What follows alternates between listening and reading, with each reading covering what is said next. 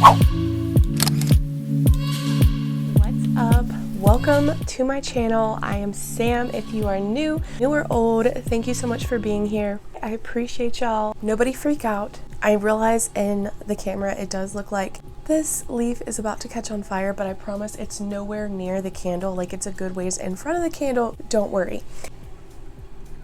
Happy New Year, guys. I don't know if I've said that yet in any of my videos, so I'm going to go ahead and say it even though we're already a couple of weeks in. I thought that I could sit down and share with y'all some plants from my collection. Basically, they're plants that I initially, before I bought them and grew them, I thought that I would like them. I just thought I would like them a lot more than what I do. These plants, I don't hate them. I want to be very clear with that. I do not hate any of these plants.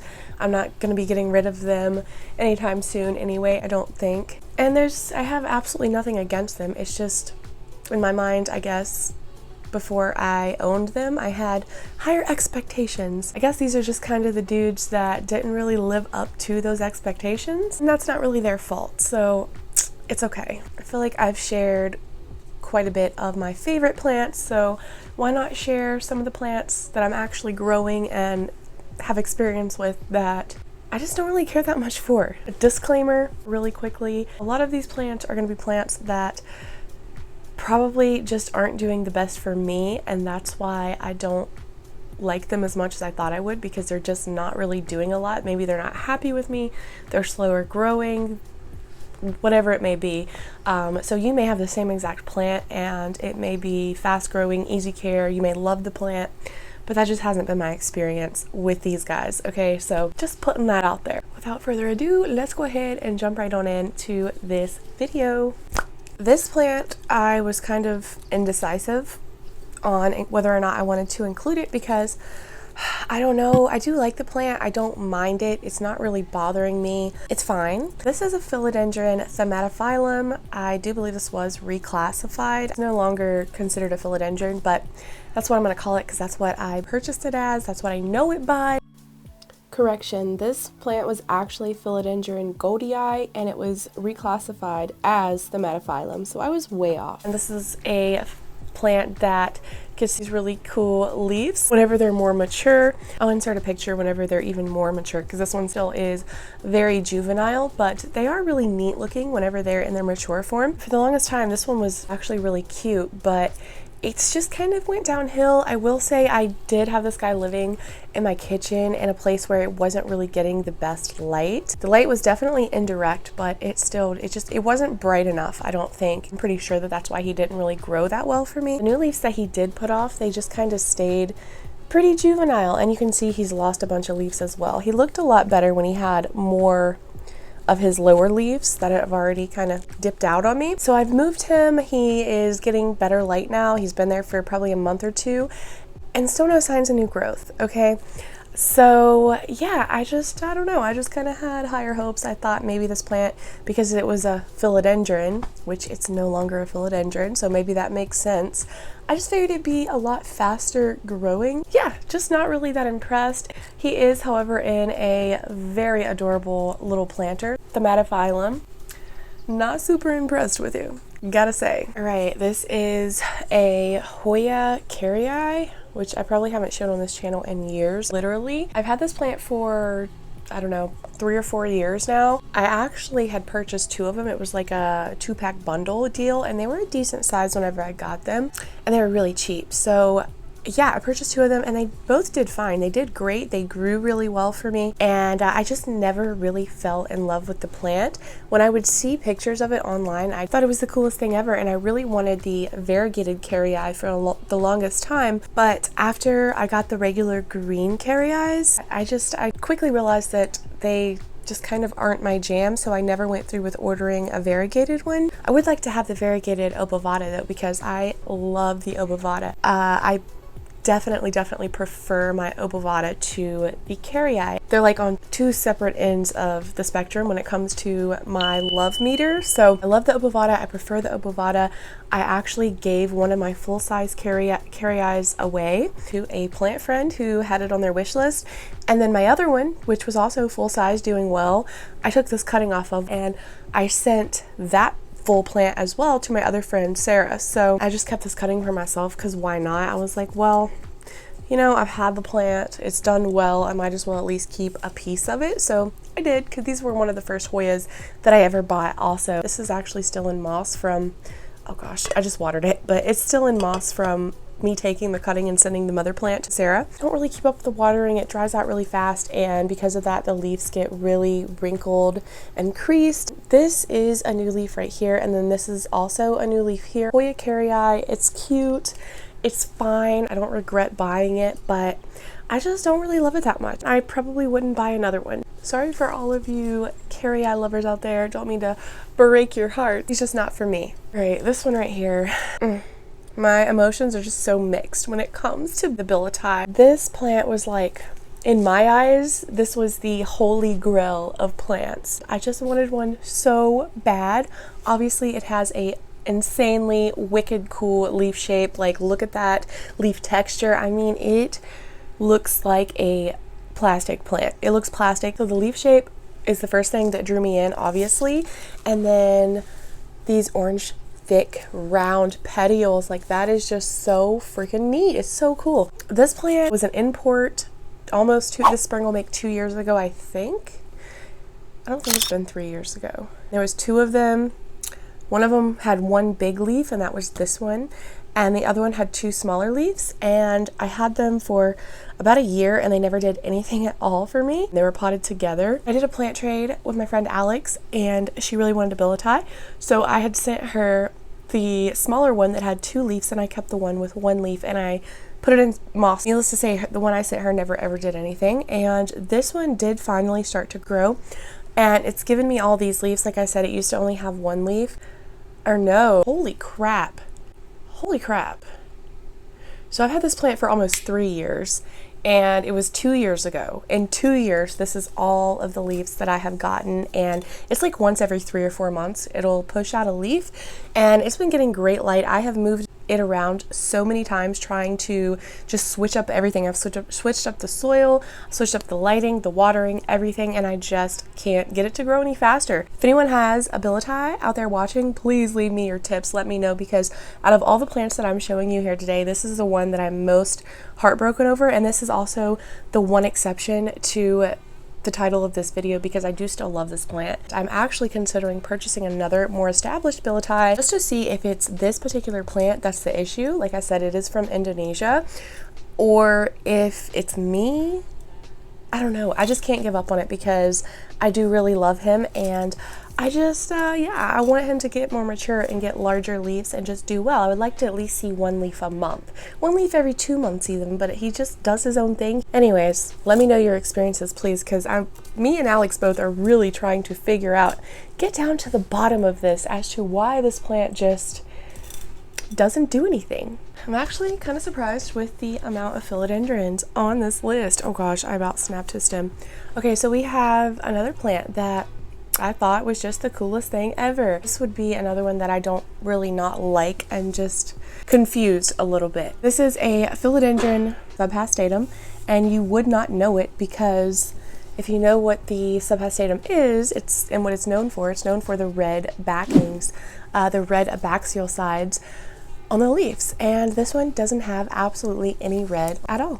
The old leaves that it came with, there was a hint, like a tinge of red on the back sides, but this has been an extremely slow grower, and all of the leaves that it has given me have been so jacked up. Yeah, so I don't understand it, but it's always constantly getting spider mites, and so all the leaves come in like this. This is his newest leaf. It took him like 3 or 4 months just to push this sucker out and unfurl it. Not even exaggerating here. Like, what the heck is that?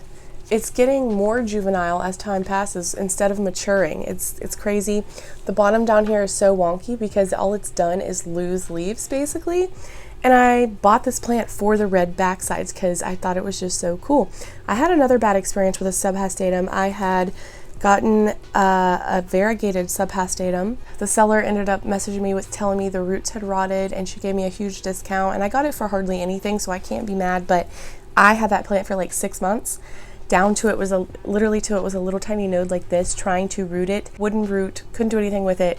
Trash. I haven't had the best luck with the subhastatum. It's a shame because I really want what this plant appears to look like online and in other people's collections. It's just not for me. It does look really nice on camera though, actually. All right, so I'm gonna put some footage or pictures on the screen because, hello. This is actually a Syngonium, you guys. This is a Syngonium frosted heart. And I have to say, this is a gorgeous plant, and this is one that I am really sad about. I got this, I think, in the spring or early summer this past year.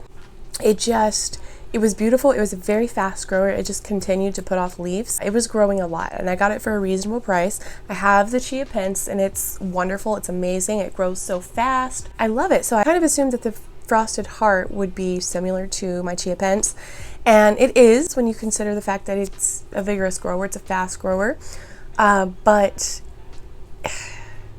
if you collect Syngoniums, then you know that they definitely are spider mite magnets. And if you've been here a while, then you definitely know that they are my arch nemesis, okay? They are my enemies, spider mites. They are just constantly attacking my plants. I'm always at battle with them suckers. This is one that just, for whatever reason, again, it's just boom, boom, boom. Always has spider mites, always, always, always. So the new leaves were coming in, jacked up, smaller. This is one that will be really dramatic when it gets the spider mite, and it will immediately start yellowing all of the lower leaves. So yeah, it was just kind of a thing. Like, it was always losing leaves as quick as it was putting them out, and it's always passing the spider mites to all my other plants. So there's just certain plants that it's like, if they continuously are going to get spider mites and it's just like there's nothing I can do about it, I'm not necessarily going to get rid of them if I love the plant, but if they croak out on me, I'm not going to make an effort to get another one or shed a tear over it, honestly, because it's just like, well, it's like the problem took care of itself. Hate to say it, but it's true. Now, I did take a top cutting off of this whenever I was doing my treatments, doing my rounds. This is one of the first plants that I treated. I treated the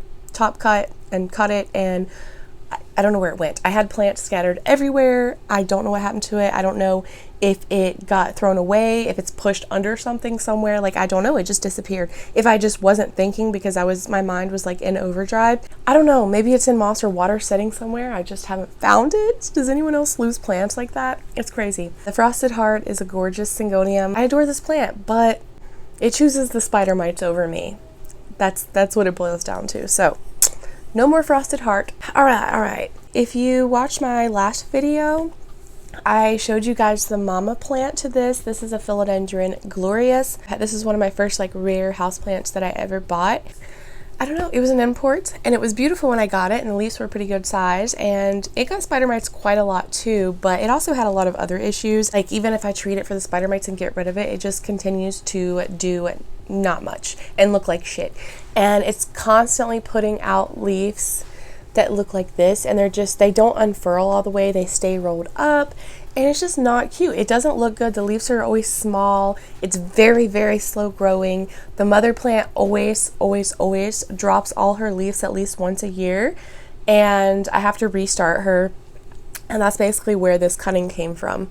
So yeah, the mother plant has 2 leaves, and she was yellowing them. Oh, she tried to unfurl this leaf, as you can see, and it never really amounted to much, and then the new growth point wasn't doing anything, so I took the cutting because I already knew what she was doing. She was dropping out on me. She was losing her leaves. I'm gonna have to start over again, being a drama queen, so I took this cutting. The mother has 2 yellow leaves. If you've seen my last video, I showed her in that, but here's the top cutting. It has rooted up fully, which is really nice to see, but not only that, it has started pushing out this new growth point. So I don't know, I'm kind of hoping, because I have taken cuttings off her before and sold and done trades with, and they looked really nice, but I've never kept a cutting of the Glorious for myself to try it out. I always just try with a mother plant, and she always just hates me.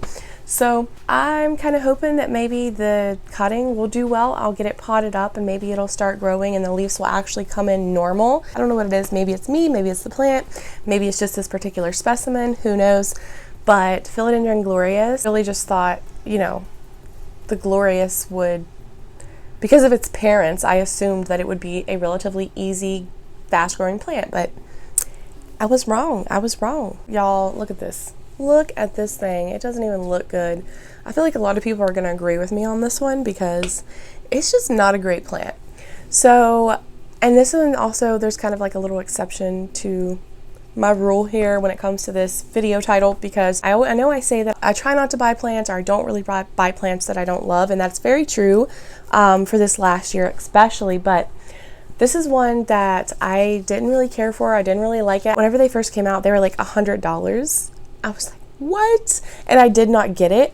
And then Costa Farms just like start mass produce them right after that. You have people out here spending $100 on these ugly ass Birkins, and now they're everywhere. Like, you literally can't walk into a garden center or a big box store anywhere without seeing the freaking Birkin. Anyways, I didn't really care for it. The only reason I ended up with this plant, okay, and this is when they were still for like $100, is because I found one for like $15 when I was getting another plant from the same shop, and I was like, meh, why not? It was a tiny little plug, and this is what we have now. I guess that was 2 years ago now. It looks like crap, and then also, like, I've noticed this with a lot of the Birkins that I see out and about. Like what is that? I don't understand why. Super weird. I had another larger one that I, what did I do with that?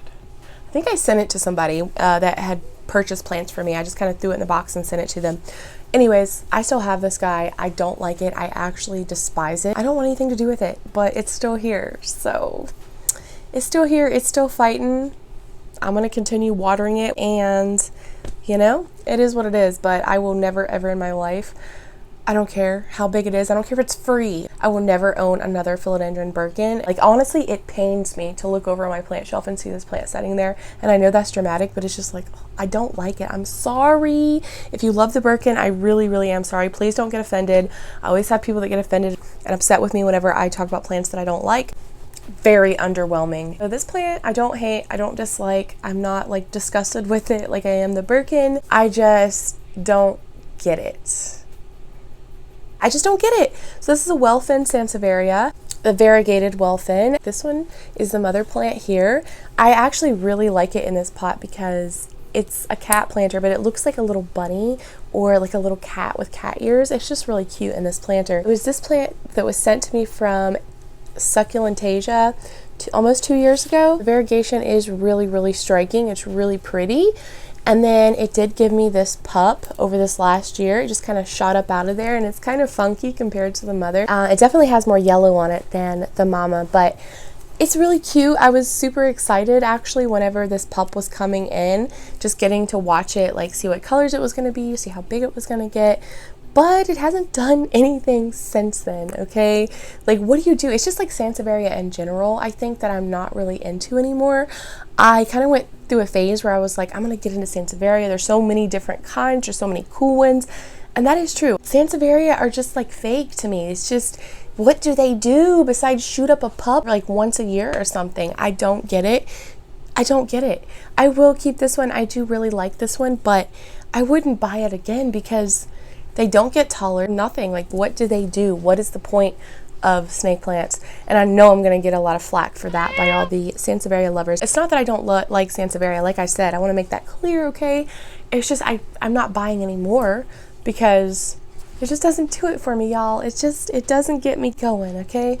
It's cute, and I'm proud of him for giving me a baby. So that is pretty well going to wrap it up for this video, you guys. I just kind of wanted to share. There's not a ton of them or anything, but these are kind of like the few misfits that I have in my collection that they're just here. They're here, okay? That's it. Anyways, leave your thoughts, opinions down below. Please, please, please don't forget to give this video a thumbs up if you liked it. Be sure and leave me a comment, you guys, because it really, really helps me out. Be sure you are subscribed to this channel if you would like to see more videos from me, and hit the little notification bell as well while you're at it if you'd like to be notified whenever I post. Other than that, thank all of you so very much. Y'all are thebomb.com. I love you guys, and I will see you again very, very soon in my next video. Bye, guys.